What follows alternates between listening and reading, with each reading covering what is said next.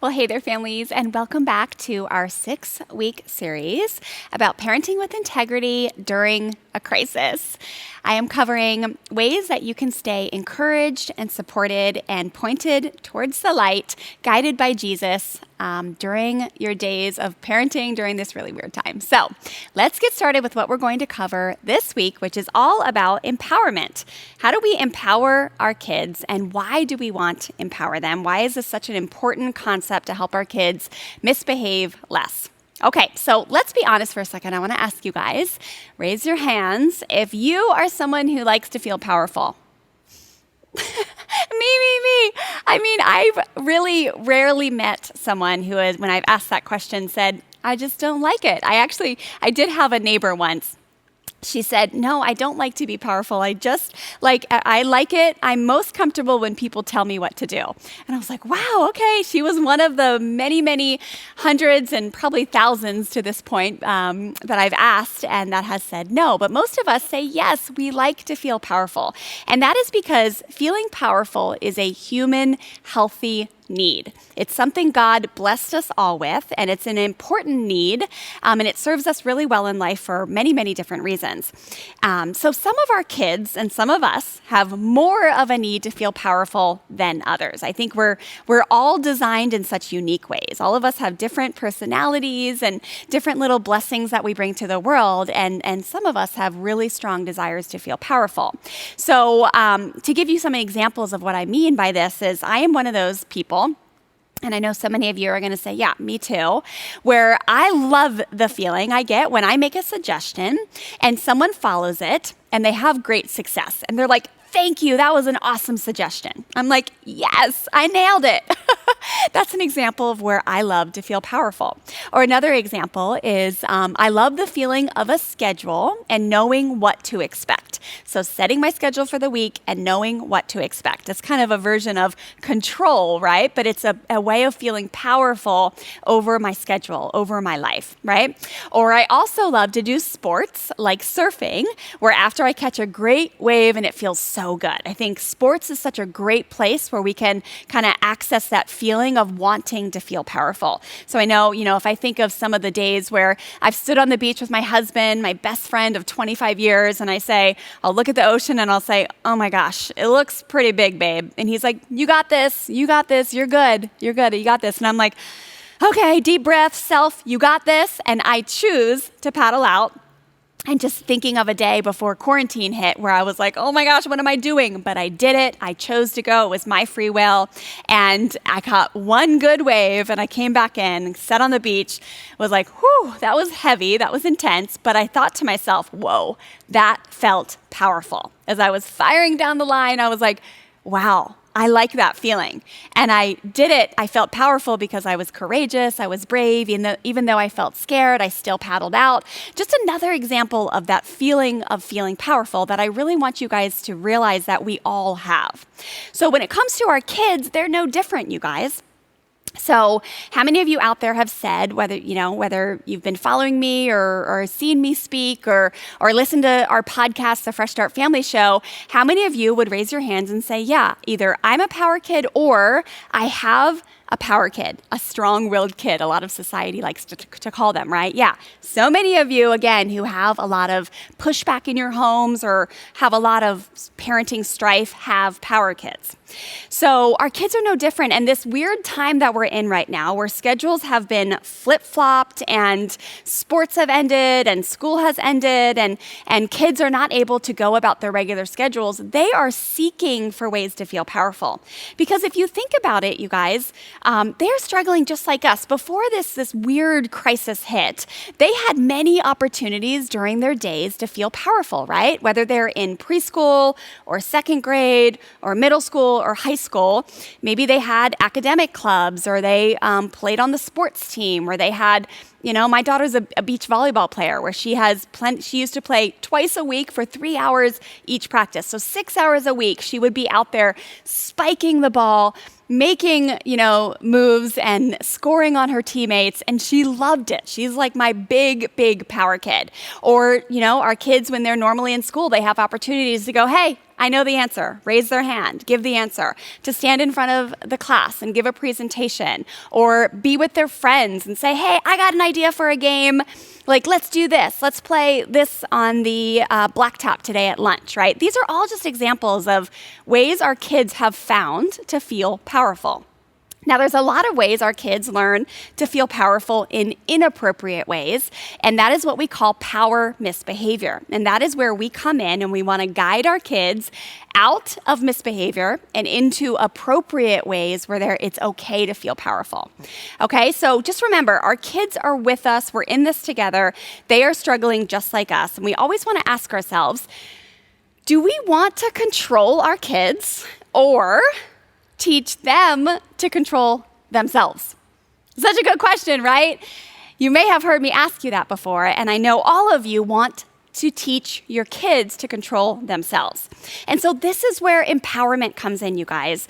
Anytime you have a power struggle going on in your house, you're going to know you're in a power struggle if you feel, as the parent, provoked and challenged. So this is that feeling of like, oh, dude, you are not going to win this. I am stronger. I am bigger. I have more stuff to take away. Like, you will not win this. I will win. If you want to go to war, sure, come on, let's go to war, but I'm going to win, right? It's kind of like shoulders go back. We puff up, we engage, and we are like provoked and challenged. Like, we got to make this kid do what we want them to do, or else we are going to lose. That's kind of that feeling of provoked and challenged. So when it comes to working with your kids and messy situations, if you feel that feeling, you're going to know, oh, I'm in a power struggle right now. And that means that my kiddos are just trying to feel powerful. It doesn't mean they're broken. Back to week 1 when we talked about those enemies, that the lies that the enemies wants you to believe, that your kids are broken, that they're brats, that they're entitled, that they just are trying to push your buttons, that they want to just destroy the peace in your home. I swear, I used to think, you guys, I would go into my class when I was first learning positive parenting, and I would say to my teacher, like, you don't understand what's going on in my house. Like, I swear Stella is out to get me. My little girl who all my stories are about. She's now 12 years old. She's amazing. But my teacher would just look at me. My teacher has now become a dear friend of mine, and she would say, trust me, Wendy, your kids are not out to get you. They're just trying to figure out how to do this thing called life. And I'd be like, oh, okay, if you say so. And now I look back and I'm like, oh my gosh, it was so true, right? So when you have those moments, and the traditional pushback that I know we all are very familiar with is, the kids not wanting to eat their dinner or not wanting to go to bed on time. I mean, how many of you have kids that are staying up so late right now? It's like the schedules are all weird, right? Or kids that don't want to do their homework or their schoolwork, don't want to put on their helmet, we could go on and on about all the things that we get into power struggles with our kids about, right? So when that happens, you check yourself. How do I feel? If I feel provoked and challenged, my shoulders are going back, I'm ready to engage, you're going to go, oh, this is a power struggle. That's the truth. That's the truth of the matter. My kids are trying to figure out how to do this thing called life. My kids are trying to feel powerful, which is a human healthy need. And I can step to the side. I don't have to meet them where they are and engage and dip down into the same type of misbehavior, because power struggles are not joyful. They might actually create a sense of pseudo joy. We call it actually the joy of opposing. And so many parents and kids actually get locked in combat, and they almost have a sense of joy about it. And before long, they don't even know what they're fighting about. They just know that they are engaged in this battle and they're going to win, right? If you've ever seen me do the push-pull exercise where we actually demonstrate what it looks like to be in a power struggle with your kids, you know what I'm talking about. But the essence of that exercise is, once you disengage and you simply step to the side and give yourself a moment to take a deep breath, to realize that it's not a 4-alarm fire, that you can get creative, you can work as a team, your kids are not out to get you, they just need some mentorship and guidance and patience and empathy and firm kindness. Remember, we're not being permissive here. When we step to the side, this is not permissiveness. This is strong leadership. Strong leaders actually slow down and think about how they want to handle the situation instead of reacting like a volcano. Okay, so slow down, step to the side, get creative, and ask yourself, how can I empower my kids in this situation? It's kind of a freaky thought, right? I remember when I was first learning this work, again, I was working with my parenting coach, and I would say, she's nuts. Like she's crazy. And she would say, give me some examples. And I'd say, well, I tell her what to do, and she won't listen. And she would say to me, when are you going to understand that you've got to stop telling her what to do?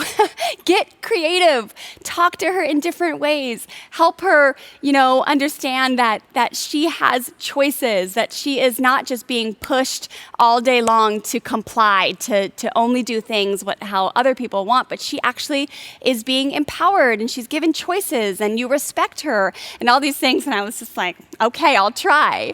And so this is where the language came in, right? Like when you get creative, parents, and you realize that you can ask your kids to do things in a different way and they will respond better.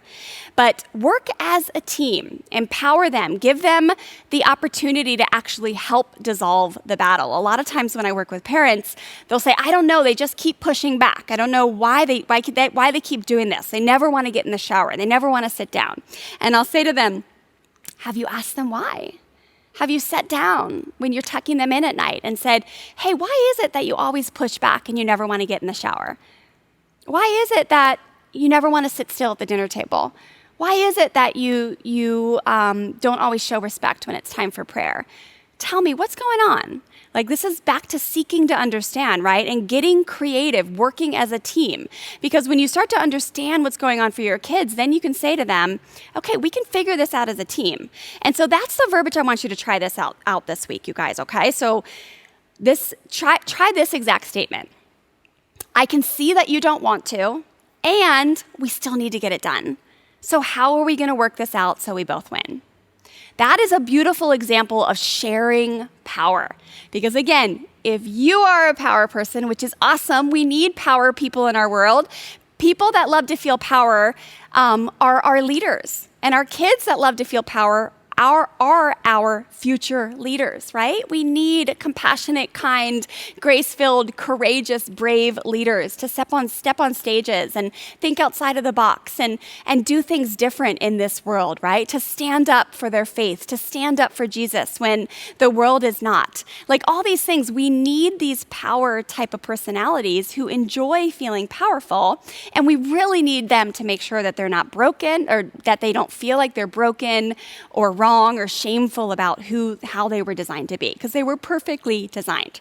But when you talk to your little power people like this and say, I can see that you don't want to do it, and we still need to get it done, you're establishing your role as a firm, kind leader in your home, and it really will do wonders for you, parents. So I hope that helps. I hope that gives you just some tips and encouragement on ways you can really use empowerment to help your kids behave better, cooperate more, and listen a whole lot better to what you're asking them to do. So if you do have one of those strong-willed kids, you guys, I have a really good guide that'll give you some of the tips I just talked about. It includes a little worksheet. You can grab that over on freshstartfamilyonline.com/strong-willed kids. Enjoy.